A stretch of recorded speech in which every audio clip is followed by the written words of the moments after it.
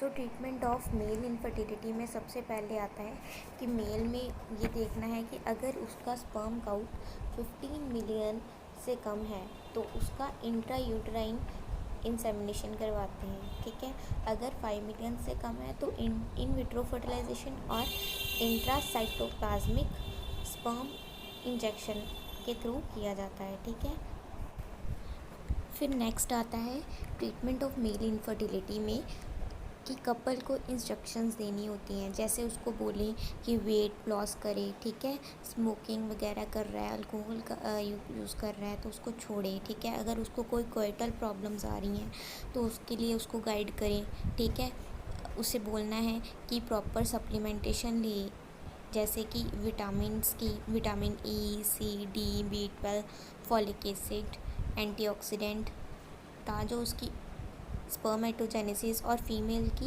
Proper ovulation हो सके। अगर कोई मेडिकेशन वो ले रहा है, मेडिसिन्स जो कि इस इनफर्टिलिटी का कारण बन रही है, तो उसको रोकने के लिए उसे बोलना चाहिए। ठीक है, सो अगर पेशेंट में हाइपोगोनेडोट्रोफिक हाइपोगोनेडिज्म है, मतलब उसमें टेस्टोस्टेरोन कम है, तो उसमें हम HCG का 5000 यूनिट्स इंट्रामस्कुलर इंजेक्शन दे सकते हैं हफ्ते में 1 या 2 बार।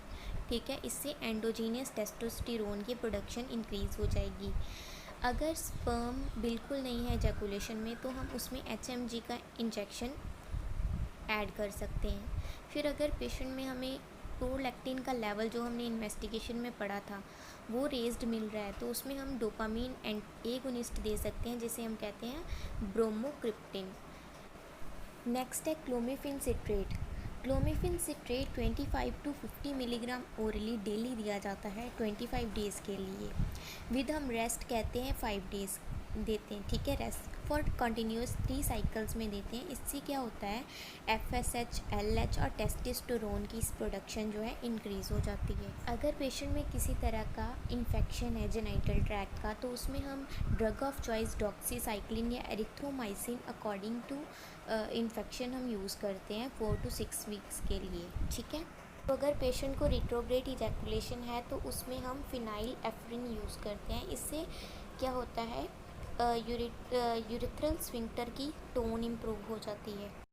अगर पेशेंट को टेरेटोस्पर्मिया एस्थेनोस्पर्मिया की कंडीशन है तो उसमें मॉडर्न में कोई भी ट्रीटमेंट अवेलेबल नहीं है, उसमें डोनर इंसेमिनेशन ही करवानी पड़ती है, मतलब किसी डोनर से स्पर्म्स लेके उसकी फर्टिलाइजेशन फीमेल के ओवम की करवानी पड़ती है। सो अगर पेशेंट को इम्पोटेंसी है तो उसमें साइकोसेक्सुअल ट्रीटमेंट करना पड़ता है। पेशेंट को समझाना पड़ता है कि एक्चुअल में मतलब उसको गाइडलाइन देनी पड़ती है। ठीक है, तो अगर उसमें इरेक्टाइल डिसफंक्शन है तो उसमें हम टैबलेट सिल्डेनाफिल 25 to 100 मिलीग्राम देते हैं, या टैबलेट टेडाफिल 10 to 20 मिलीग्राम देते हैं just before 1 hour before sexual activity.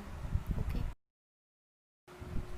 सो अब आता है सर्जिकल ट्रीटमेंट। सर्जिकल ट्रीटमेंट में हम वेसोटोमी करते हैं। इसमें क्या होता है, अगर किसी का पहले वेसेक्टमी की चुकी है, जो कि स्टरलाइजेशन का प्रोसीजर है जिसमें मेल स्टरिलिटी हो जाती है, मतलब उसकी वास डिफरेंस को काट दिया जाता है। ठीक है, तो उसको रिवर्स करने के लिए हम वेसोटोमी करते हैं। हाइड्रोसील जो उसकी एक स्क्रॉटम की जहाँ टेस्टिस की एक प्रॉब्लम है उसको भी करेक्ट करने के लिए, जिसमें उसकी टेस्टिस की बाहर की लेयर में पानी भर जाता है, उसको क्लियर करने के लिए सर्जरी की जाती है। और नेक्स्ट होता है ऑर्किडोप्लेक्सी। हमने इसके कॉजेज़ में एक पढ़ा था कि जिसमें टेस्टिस डिसेंड नहीं हो पाती, उसके लिए